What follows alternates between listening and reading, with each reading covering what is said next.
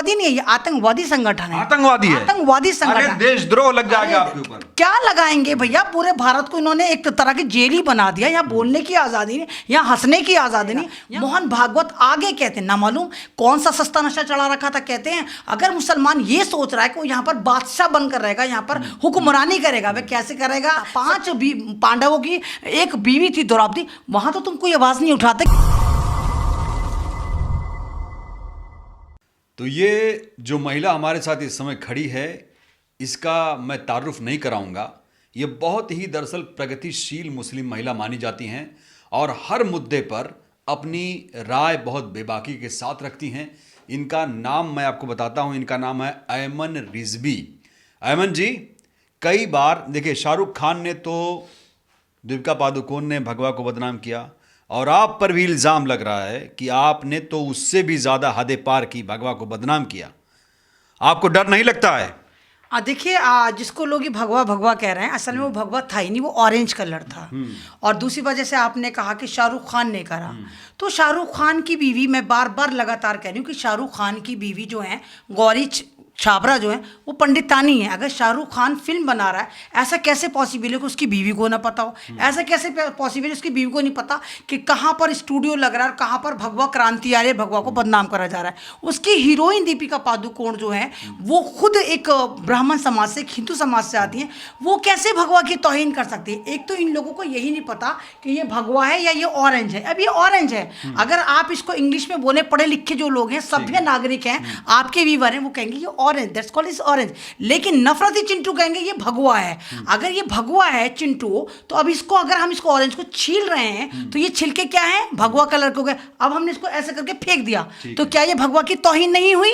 हो गई तौहीन। तो फिर अगर आप उसको कहते, ये भी तो तौहीन है। या तो आप इसको ऑरेंज को भी, इसको भी, संतरे को भी पेटेंट करा दो कि ये तमाम नागपुरिया जो है फरमान लेकर आ जाए कि संतरा कोई मुल्ला नहीं खाएगा। नागपुरिया कौन आ गया बीच में? नागपुरिया आरएसएस वाले जो इस पे इतना ड्रामा कर रहे हैं। अब बताइए, फिल्म में से अगर हमने, अरे वो राष्ट्रवादी संगठन है भाई।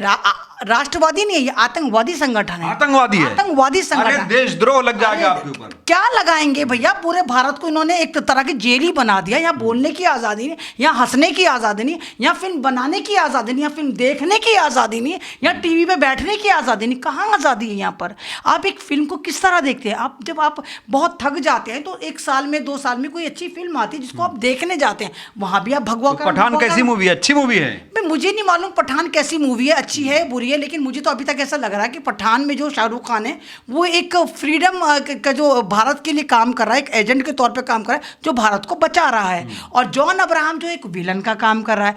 तो इसको फिल्म की तरह क्यों नहीं देखते? नफरती चिंटू, थोड़ी बहुत तो बुद्धि होगी, सारा का सारा गोबर ही है, तो उसको उसके तरह देखो। लेकिन ऑरेंज ऑरेंज ऑरेंज। और मैंने तब भी लगातार, सबसे पहली वीडियो मेरी वायरल हुई है, आई थिंक वो मेरी वीडियो जो है वो 30-35 करोड़ चली है, जिसके मीम्स बनना है बहुत ज़्यादा। तो मैं तो यहाँ तक कह रही हूँ कि आप सेवलॉन साबुन देखो, आप डिटॉल साबुन देखो, आप संतूर साबुन देखो। संतूर, इन साबुनों से आप क्या करते हो? ये तो भगवा साबुन है। क्या कंपनी को दूसरा साबुन नजर नहीं आया था? दूसरा कलर नजर नहीं आया था? किसी भी कलर का बन, आप संतूर साबुन से या डिटॉल साबुन से उसको बाथरूम में रख रहे हो, तो क्या अपना अगवाड़ा पिछवाड़ा नहीं धो रहे उससे? तो वहां पर भगवाओं की, इनकी जो तमाम जो कह रहे हैं हम ओरिजिनल भगवा, ये फर्जी जो भगवा को कह रहे हैं कि हमारा है, इनकी भावनाएं आहत नहीं होती। आपने सिर्फ हिंदुओं की नहीं, आपने तो मुसलमानों की भावना भी आहत की। आपने कहा कि मुस्लिम लड़कियां गैर मुस्लिमों से भी शादी कर सकती हैं। ये बहुत बड़ा इल्जाम है। नहीं, मैंने ये नहीं, आप उसको तोड़ मरोड़। अगर आप ये बताइए ना, अगर आपकी बेटियां जॉब कर रही हैं, जब आप जॉब करने की आज़ादी दे रहे हैं, आपकी बेटियां डेनिम की पैंट में फिर रही हैं, आपकी बेटियां बुर्के से आज़ाद हो चुकी, आपकी बेटियां तो अगर बिल्कुल एक तरह से समाज में चल रही, तो अभी भी बहुत सारे ऐसे केस हैं कि वो दिल का मामला है, बहुत सारी लड़कियां शादी करती हैं, कौन रोक रहा है? तो मैंने ये कहा कि अगर वो चाहें, संविधान उनको इस बात की इजाज़त देता है कि वो किसी भी धर्म में जाकर शादी कर लें, क्योंकि भारत में शरिया कानून तो नहीं लागू है, भारत में एक संविधान है, और संविधान हमें हमारी मर्जी का धर्म भी चूज करने की देश संविधान से चल रहा है ना। नहीं, देश संविधान से अभी नहीं चल रहा है ना, अभी तो नहीं चल रहा। 16-14 के बाद ही तो संविधान को मलियामेट कर दिया है ना। इससे पहले संविधान चलता था, अब तो बिल्कुल नहीं चल रहा। आप तो कुछ भी बात करो, आपको देशद्रोही बता देते। अभी तो कुछ मतलब मैंने कहा ये संतरा ऑरेंज है, इसको भी कह रहे हैं भगवा है। तो आपने आस्था पे चोट पहुंचाई ना ये बोल के। नहीं, ऑरेंज कलर है ना। आप ये बताइए, जॉकी की चड्डियां, जॉकी ने हजारों रंग की चड्डियां बना रखी हैं, जॉकी को क्या जरूरत पड़ी थी कि उसने एक ऑरेंज भगवा चड्डी बनाई? तो आपने जॉकी पे केस करा, जॉकी पे केस करो कि या तो जॉकी अपने डिब्बे पर लिखे कि मेरी भगवा चड्डी को पहनकर सिर्फ आप मंदिर में जाएं, सिर्फ आप गंगा स्नान करने जाएं। क्या जॉकी ने ऐसा लिखा? नहीं लिखा। तो अब ये कह रहे हैं कि हमने फिल्म से गाना हटवा दिया, हमने फिल्म से गाना कटवा दिया। भाई जाई लोग करा तो क्या करा, तमाम दुनिया ने वो गाना देख लिया, डाउनलोड कर दिया। 16-16 साल की लड़कियां डांस कर रही हैं सारी की सारी उस पर, और 60 साल की औरतें डांस कर रही। तो कहाँ पे आपने कुछ करा? वो गाना आप कटवा दो या पिटवा दो, सब लोगों ने डाउनलोड करा के सबको पता है। सब जब फिल्म देखने जाएंगे तो कहेंगे हाँ हाँ यहाँ पर दीपिका ने ऑरेंज कलर की बिकनी पहन के डांस करा था। तो तुम्हारी जीत नहीं, तुम्हारी हार है कि जिस गाने को तमाम लोगों ने देखकर सोशल मीडिया पे वायरल कर दिया, उसको तुम कह रहे हो कि हमने जी कैंची कटवा दी, हमने कैंची चलवा दी। कुछ नहीं करवाया तुमने। आपने आरएसएस को आतंकवादी संगठन कहा, और मोहन भागवत कह रहे हैं कि मुसलमानों को डरने की जरूरत नहीं, आप जैसे लोग मुसलमानों को डरा रहे हैं। नहीं, मोहन भागवत बहुत चालाक लोमड़ा आदमी है, वो भाग भाग कर बयान देता है।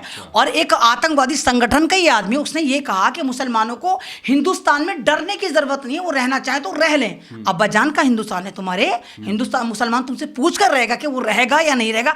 तुम बताओ, तुम्हारी जितनी भी वो आधी चड्डियां थी जो पूरी पैंट हो गई, क्या तुमने भारत की आजादी में अपनी नाक का बाल भी दिया था? चलो इंडिया गेट जिसको तुम तोड़ना चाहते हो, इंडिया गेट पर आज भी 72% मुसलमानों के नाम है। तुम कौन होते हो कि डिसाइड करो कि मुसलमान यहां रहेगा नहीं रहेगा?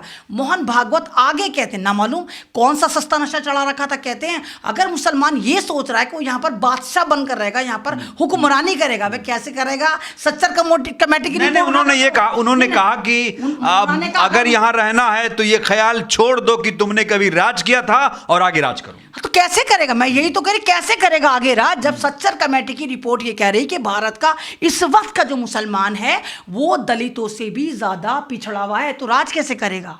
कैसे करेगा? और तुम्हारी शाखाओं में क्या होता है? सुबह शाम तुम मुसलमान को काट दो, मुसलमान को मार दो, मस्जिदों में ये कर दो, ये कर, तुम तो खुद ही सिखाते। और तो हिंदू मुसलमान वही कर रहे हैं, हिंदू मुसलमान वही कर रहे हैं। उन्हीं की तमाम सेनाएं, चाहे विश्व हिंदू परिषद हो, चाहे दूसरी सेना हो, चाहे करनी सेना हो, की तमाम इनकी 65,000 एनजीओज हैं आरएसएस के पास। आरएसएस कितनी बार बैन हुई? अभी अमेरिका में बैन हुई, अमेरिका बैन करने को कह रहा है। आप यूरोप में देखिए, इनको बैन करा जा रहा है, इनके खिलाफ पूरी मुहिम चल रही कि इन्होंने भारत की ऐसी तैसी मार रखी। और ये आज स्टेटमेंट देखिए, ये कह रहा है कि देखो हम मुसलमानों के हितैषी हैं, मतलब कह रहे हैं हम चाहें तो मुसलमान यहां रह सकता है। कौन हो? तो मुसलमान तो डरा हुआ है ना भाई।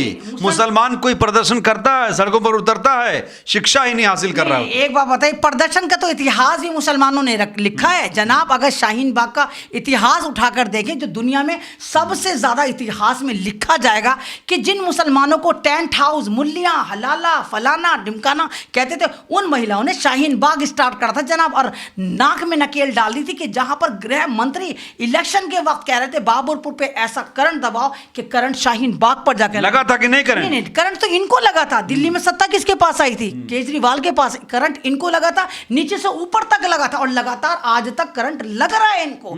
इसीलिए मोहन भागवत को लग रहा है कि मुसलमानों को हम ये कहें कि हाँ हम तुम्हारे हितैषी। एक तरफ तो मुसलमानों के हक में फालतू के बयान देते हैं, दूसरी तरफ अपने नफरती चिंटों से कहते हैं जाओ मुसलमानों को काट दो। इस्लाम में कई कुरीतियां हैं, उनको खत्म करना चाहिए। जैसे हलाला है, ट्रिपल तलाक तो हो रहा है लेकिन पूरी तरीके से नहीं हुआ, अभी इंस्टेंट हुआ है। देखिए इस्लाम में हलाले का कोई कॉन्सेप्ट नहीं, मुझे नहीं मालूम कौन से वो फर्जी मौलाना है जिन्होंने हलाला करके एक चैनल पे कर दिया। हलाला इन द सेंस के एक आपके लिए लीगल होना। हलाला का मतलब ये, अगर नहीं, हलाला का मतलब ये है, जो कहा जा रहा, मैं आपको बता रहा हूं, जो कहा जा रहा है कि अगर आपने अपनी पत्नी को तलाक दे दिया, ठीक है, तलाक देने के बाद अब आपको इद्दत मुद्दत जो आप कह रहे 3 महीने का वक्त देते हैं, फिर उसके बाद अगर उसको वापस लाना, अगर आपको लगा कि नहीं अरे बड़ी गलती, अगर बड़ी सुनिए, आप जस्टिफाई करिएगा, अगर बड़ी गलती हो गई, अरे अब क्या होगा, अब तो उसको लाना है तो दूसरे मर्द के साथ वाया उसे हलाला तो कोई कॉन्सेप्ट नहीं है। अगर ये कि हलाल का मतलब होता है कि मेरे लिए कोई चीज लीगल होना।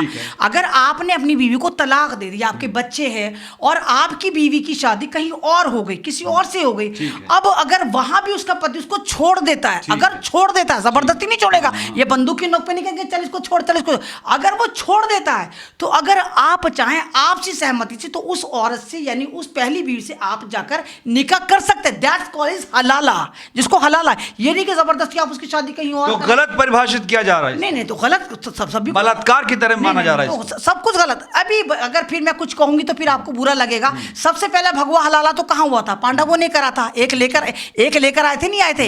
एक ही तो द्रौपदी थी, माँ ने कहा था बांट लो। वो कोई सेब आम अरे देश निकाला हो जाएगा नहीं नहीं नहीं, अगर मैं तो कह रही हूँ ना, सबसे पहले भगवा हलाल तो वहां हुआ था। एक माँ ने कहा बीवी बांट लो, तुमने बीवी बांट ली, तो तुम्हें तो यही नहीं पता कि कौन सा पुत्र किसका था। 5 पांडवों की एक बीवी थी द्रौपदी, वहां तो तुम कोई आवाज नहीं उठाते कि माँ का इतना बड़ा तुम। और आज तुम्हारी माएँ सारी वृद्धाश्रम में पड़ी हुई हैं, वहां तुमने माँ की इतनी बात मान ली कि 5 पांडवों की एक बीवी द्रौपदी थी। क्या मुसलमान ने कभी द्रौपदी को गाली दी? क्या मुसलमान ने कभी हिंदू धर्म को गाली दी? तुम ही कूद कूद के कभी 3 तलाक, तो कभी अमन जी तलाक, एक बड़ा तो कभी मुद्दा, हिजाब। एक बड़ा मुद्दा, आप भी रिजवी हैं, वसीम भी रिजवी हैं, उन्होंने जो किया क्या वो माफी के लायक है? उनके गुनाहों की सजा क्या होगी? नहीं देखिए, वसीम रिजवी में और मेरे में बहुत फर्क है। मैं अहले सुन्नी हूँ, वो अहले शिया में से आते हैं, जो मुसलमानों में लेकिन रिजवी तो शिया होता है ना भाई। नहीं नहीं, 75% सुन्नी भी होते हैं भाई। वो कॉन्सेप्ट वसीम रिजवी को देखने के बाद सबको ऐसा लगता है जिसके आगे रिजवी लगा हुआ है वो वसीम रिजवी का रिश्तेदार है, या तो शिया तो होगा ना, शिया। नहीं, शिया नहीं होता। मैंने कहा ना 75% सुन्नी भी होते हैं, चाहे आप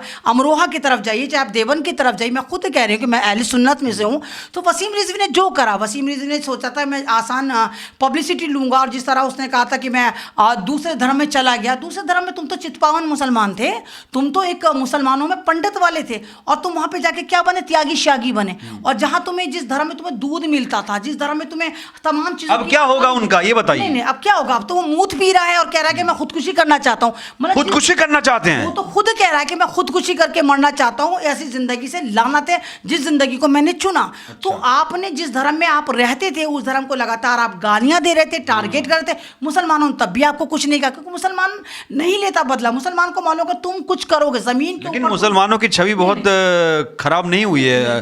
सर तन से जुदा के नारे, आतंकवाद का आरोप। नहीं, सर तन से जुदा जब ये वाला बात हुआ था, मैंने तभी कह दिया था कि ये 101% कोई ना कोई बीजेपी से इसके तार हैं। बीजेपी में क्या हिंदू मुसलमान नहीं है? तो पता चला तार कहाँ है? तो बाद में बीजेपी का बंदा निकला था, बाद में बीजेपी का ही नेता निकला था। तो ये जान के सोशल मीडिया पर ऐसी वीडियो अपलोड करते रहते हैं ताकि मुसलमान और तमाम जो दूसरे जो सेकुलर हिंदू हैं उनके बीच में खाई आ जाए। देखो मुसलमान लव जिहाद भी करता। नहीं तो अरे एक तो जिहाद का मतलब समझ में नहीं आता आप लोगों को। क्या है? जिहाद का मतलब होता है स्ट्रगल, लगातार संघर्ष करना। आप संघर्ष नहीं कर रहे, मेरा इंटरव्यू ले रहे हैं, मैं संघर्ष नहीं करी कि समाज को एक मैसेज दे रही हूँ। तो कैसे समझाएंगे लोगों को? आशीष संघर्ष नहीं कर रहा कि इतनी देर से इतना भारी। यहाँ गजवाए हिंद का नारा हो रहा है। नहीं नहीं, ये कि हिंदू राष्ट्र को मुस्लिम राष्ट्र बना देंगे। हो नहीं रहा, ये जबरदस्ती दिया जा रहा है। एक बात बताइए कि जब यहाँ पर मुगल थे 650 साल यहाँ पर हुकूमत करके चले गए, अगर वो इतने जालिम थे तो आज भी मंदिर कैसे है, आज भी हिंदू समाज कैसे स्टैंड कर रहा है? लेकिन काशी मथुरा पे विवाद है, औरंगजेब के ऊपर आरोप है। वो तो सारे, मैंने कहा ये सारे के सारे ड्रामे करते हैं। और तमाम जितने भी अकबर द ग्रेट, अकबर के 9 रत्न ज्यादातर नॉन मुस्लिम थे, तमाम इनके पास जो बैठते थे सारे के सारे जितने बुद्धिजीवी पंडित बैठते थे, जिनको मशवरा देते थे। तो ये सारा ड्रामा है। इतिहास फिर से लिखा जाएगा? नहीं नहीं, इतिहास फिर से लिखा नहीं जाएगा। जो इतिहास संविधान है उसी वही हमारा इतिहास है। अभी इतिहास तो मिटा रहे हैं, संविधान को लागू नहीं होने दे रहे हैं, उल्टा सीधा नैरेटिव सेट कर रहे हैं, मीडिया पे कुछ भी दिखा रहे हैं। मारता हिंदू है, मनुवादी सोच के लोग किसी को मार देते हैं, कहते हैं मुसलमान ने मारा, लिव इन में रह रही, पारसी के साथ कहते हैं मुसलमान के साथ रह रही है। तो ये जब आप एक चीज दिखाते रहेंगे, आप मुसलमान के खिलाफ एक झूठ को सेट करते रहेंगे, तो आप अगर जहाज में एक मुस्लिम ने किसी पर पेशाब किया होता तो क्या होता? देखिए, अव्वल बात तो मुसलमान इतने गांव गंवार होते नहीं है कि वो नाजायज औलाद तो किसी की ये नहीं है कि वो कोई सर्टिफाई वहां से गुफा में से निकल कर आए, उनको तमीज नहीं कि कहाँ पर मुतना है, कहाँ पर हगना है। मुसलमान इतनी तो तमीज है उसे, कहाँ पर क्या चीज पास करनी है। तो वो जो जाहिल आदमी था उसने जान के करा होगा, ना मालूम क्या उसको उस औरत से नफरत रही हो। लेकिन हाँ, अगर यहाँ पर कोई मुसलमान होता तो खुदा की कसम हिंदुस्तान के इसमें इतिहास में लिख दिया जाता, बाकायदा सर्कुलेशन हो जाता, संविधान चेंज कर दिया जाता कि आज के बाद मुसलमान कोई भी मुल्ला जहाज में सफर नहीं करेगा। ये होता, यही होना था। अयमन जी अपने बेबाकी के लिए जानी जाती हैं। वाकई जिस तरीके से मुद्दों को रखती हैं वो वाकई हो सकता है आप इसे अच्छा कहें बुरा कहें, लेकिन हमें आपकी प्रतिक्रिया का इंतज़ार रहेगा। अयमन जी ने जिन जिन मुद्दों को लेकर कटाक्ष किया, प्रहार किया, या जैसे जैसे उन्होंने मुद्दों पर बात रखी, आप कितने सहमत हैं अयमन रिजवी जी की बातों से? आप हमें अपनी प्रतिक्रिया ज़रूर दीजिएगा। शुक्रिया।